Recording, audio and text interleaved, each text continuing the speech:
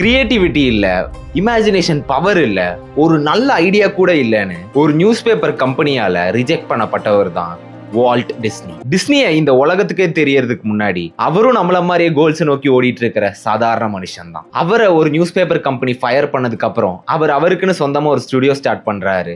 ஆனா ஃபெயிலியர் ஆயிருது. இருந்த காசு எல்லாமே அதுலயே போயிருச்சு. ஏன் சாப்பிடுறதுக்கு கூட கையில சுத்தமா காசு இல்லை. ஆனா அவரு கூட ஒரு விஷயம் மட்டும் இருந்துச்சு. அதுதான் அவரோட ட்ரீம்ஸ். ஸ்டோரிஸ் கிரியேட் பண்ணணும். அந்த ஸ்டோரிஸ் நிறைய பேத்துக்கு ஹோப், நம்பிக்கை கொடுக்கணும். இதுதான் அவரோட ஐடியா. ஒரு நாள் ட்ரெயின்ல போயிட்டு இருக்கும்போது போர் அடிக்குதுன்னு ஒரு நோட்டும் ஒரு பென்சிலும் எடுக்கிறாரு. அதுல ஒரு எலியோட முகத்தை வரைகிறாரு. அந்த எலிக்கு பெரிய பெரிய இயர்ஸ் இருந்துச்சு. அந்த இயர்ஸ் மாதிரியே பெரிய ஃபியூச்சரும் இருந்துச்சு.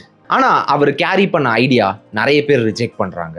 ரிஜெக்ஷன் மேல ரிஜெக்ஷன். ஒரு இயர்ஸ் கூட சொல்ல யாருமே இல்லை.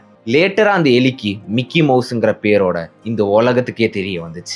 இந்த ஐடியாவை அவர் சொன்னப்ப நிறைய பேர் சிரிச்சு இது வேஸ்ட், இதை கொண்டு போய் குப்பையில கொட்டுன்னு சொன்னாங்க. ஆனா அவங்க அப்ப வேஸ்ட்னு சொன்ன ஐடியா ஹிஸ்டரியிலேயே பெரிய கிரியேட்டிவ் ஒர்க். சில சமயத்துல அப்படிதான் எல்லாரும் உங்க ட்ரீம்ஸை பார்த்து அப்ரிஷியேட் பண்ணணும், கை தட்டணும்னு இல்லை. ஒவ்வொருத்தருக்கும் ஒவ்வொரு மைண்ட் செட் இருக்கும், ஒவ்வொரு சிச்சுவேஷன்ல இருப்பாங்க. இன்னொருத்தங்க பாராட்டணும், கை தட்டணும்னு நினைக்காம ஒண்ணு மட்டும் பண்ணுங்க. நம்ம ட்ரீம்ஸ், நம்ம டேலண்ட் மேல நம்மளுக்கு நம்பிக்கை இருந்தா போதும். இன்னைக்கு அவங்கெல்லாம் உங்க ட்ரீம்ஸை பார்த்து சிரிச்சாலும் நாளைக்கு அவங்க உங்க ட்ரீம்ஸ்ல தான் வாழவே போறாங்க.